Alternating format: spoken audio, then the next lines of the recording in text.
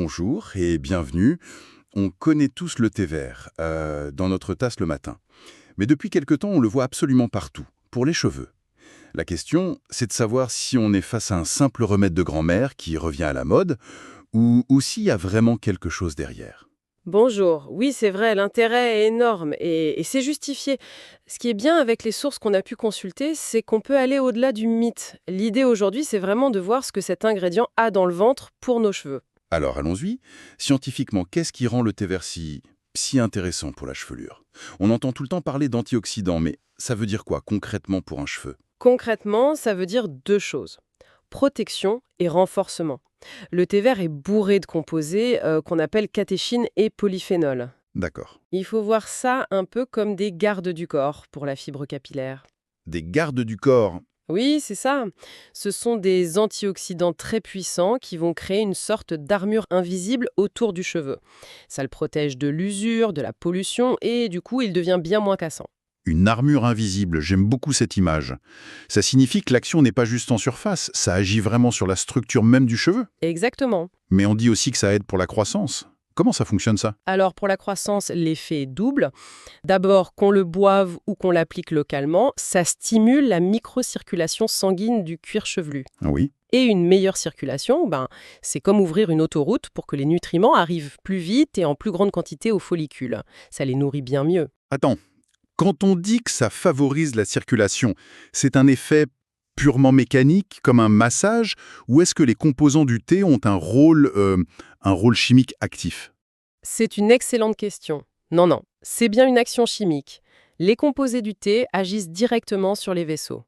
Et en plus de ça, son action antioxydante combat ce qu'on appelle le stress oxydatif à la racine, un facteur qui, on le sait, peut accélérer la chute. Donc ça fortifie vraiment le terrain dès la base. D'accord, donc si je résume, ça renforce la fibre qui existe déjà, ça nourrit la racine pour la croissance à venir, et ça protège le tout. C'est une approche à 360 degrés en un seul ingrédient. C'est exactement ça. C'est fascinant. Mais ça m'amène à une question très pratique. Est-ce que c'est compliqué à intégrer dans une routine? Et c'est là que ça devient vraiment intéressant. La méthode la plus simple et qui est étonnamment efficace, c'est l'eau de rinçage. L'eau de rinçage, Ouais. ouais. Il suffit de faire infuser du thé vert, de le laisser refroidir complètement et de l'utiliser en dernière eau de rinçage après le shampoing. Ça prend quelques minutes et ça apporte tout de suite de la brillance et de la douceur. Ça semble presque trop simple pour être si bénéfique. Et si on veut quelque chose d'un peu plus intense? Pour un soin plus profond, on peut l'intégrer dans des masques maison. On le mélange avec du miel, de l'huile de coco par exemple, pour combiner les bienfaits. Il y a aussi les huiles infusées au thé vert qu'on peut masser sur le cuir chevelu. Et bien sûr, pour les personnes qui préfèrent les solutions toutes prêtes, beaucoup de marques en mettent maintenant dans leur shampoing. Ok, donc c'est assez versatile. Mais avant que tout le monde se lance, est-ce qu'il y a des précautions à prendre, des limites? Est-ce qu'on peut en abuser? Oui, et c'est un point vraiment crucial. Naturel ne veut pas dire qu'on peut faire n'importe quoi. Les sources sont claires. 1 à 2 fois par semaine, c'est bien. Pas plus. Non. Au-delà, surtout avec le rinçage, on risque d'assécher le cuir chevelu à cause de ses propriétés un peu astringentes. Et puis, même si c'est rare, une irritation est toujours possible sur un cuir chevelu très sensible. Il faut rester prudent. Et j'imagine qu'il ne faut pas s'attendre à des miracles du jour au lendemain. Absolument.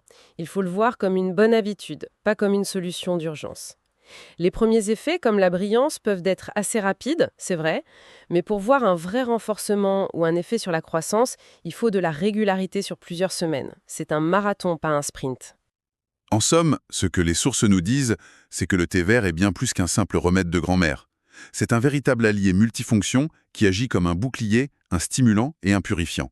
La clé, c'est la régularité et La modération. c'est une parfaite synthèse. C'est une excellente option naturelle, mais elle prend tout son sens quand elle s'inscrit dans une approche globale de soins qui inclut une bonne hygiène de vie. Et ça nous laisse avec une dernière pensée pour la route. On a vu que le thé vert peut former une barrière externe contre des agressions comme la pollution ou les UV. La question qui se pose alors, c'est si un ingrédient externe peut nous protéger, quelles habitudes de vie internes pourraient construire et renforcer cette même barrière, mais depuis l'intérieur?